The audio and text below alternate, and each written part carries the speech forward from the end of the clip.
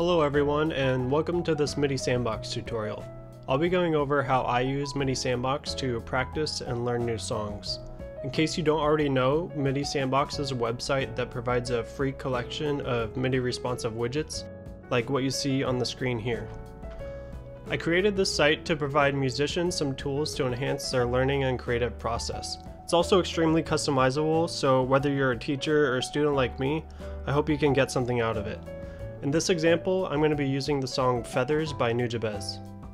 Alright, so the first thing that I usually do when I'm learning a new piece of music is I'll try to get my hands on the music XML file. And I normally go to MuseScore because they have a pretty big repository of sheet music, so you can just search the artist or song you're looking for, and hopefully you can find it. And there will be a download button here over on the right side. Sometimes they do require subscription. And if you don't want to pay for that, that's okay, you could try to find the file elsewhere. But even if you can't find the file for the song you're looking for, I think it's a good incentive to learn how to transcribe it on your own, because MuseScore also has a free application for transcribing sheet music. So you can either just start from scratch or upload a file that you found, like what I did here. And I just decided to change the bass to have these descending seventh chords. And I also decided to transpose this main 2-bar loop to different keys going down the circle of fourths. So the original song's in D flat, then I go down to G flat and then B, and so on. And once you're done editing, you can just go ahead and export the file and just make sure you save it as a music XML file. So once we have our file ready, we can go over to midisandbox.com. And the first thing you should do is set your MIDI input here in the global settings. Otherwise, most of these widgets aren't going to work for you.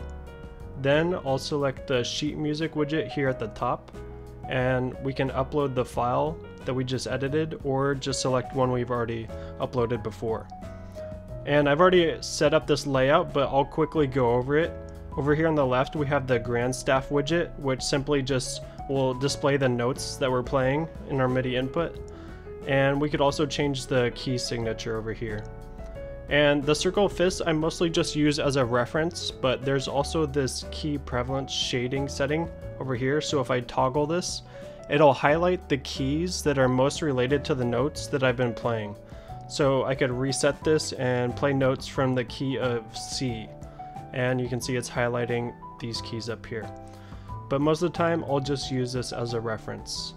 And then over here we have the tonnets widget. And I'm not going to explain everything about the tonnets because it's kind of like a lot to go over. But it essentially shows the relationship between notes, sort of like the circle of fifths, but kind of with an extra dimension.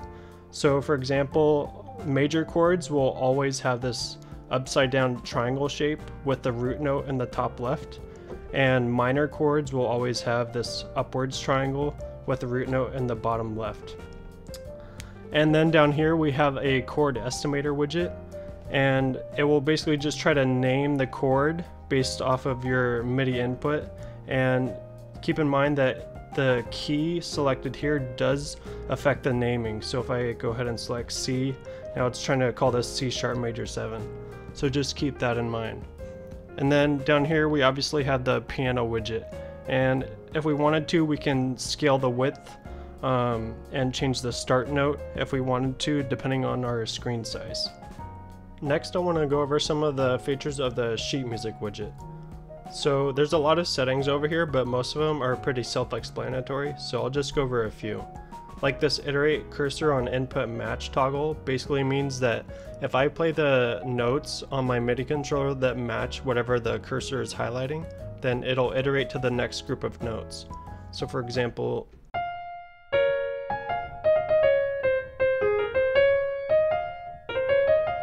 and then if I play this next F, it's not going to iterate because I'm not playing the bass notes.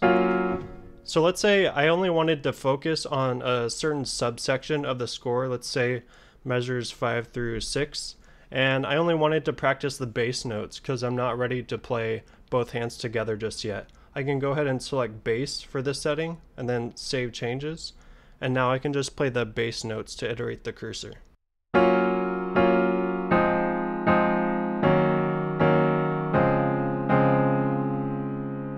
also want to point out that we have these playback buttons, so I can click play to start playing through the score.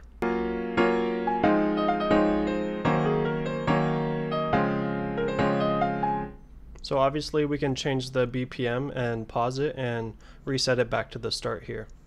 And let's say I actually want to play along with this playback, but it's a little too loud. I can just adjust the volume down here, and I can add in a metronome if I want, and maybe a couple of count-in beats. And then we can go back and play.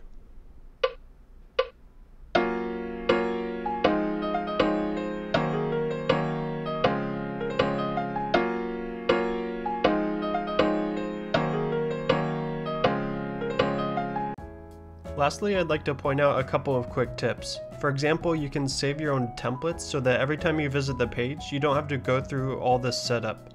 So you can click on the templates tab in the top right, and you will have to create a free account in order to see this section here. But once you do that, you can just go ahead and save template and name it whatever you want.